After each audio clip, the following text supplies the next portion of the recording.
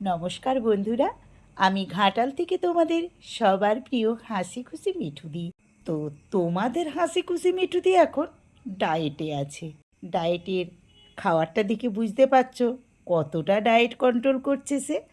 কী ভাবছো মোগলাই দিয়ে ডায়েট হচ্ছে দিদির? না গো না, আমি ডায়েটে না থাকলেও খুব একটা তেল মশলা রান্না এখন আর আমি খাই না। একটা বড় রুটির মতো লেচিটা নিয়ে পেঁয়াজকে আলাদাভাবে কুচি করে নিয়ে একটু লঙ্কার তেল করে মেখে নিয়েছি।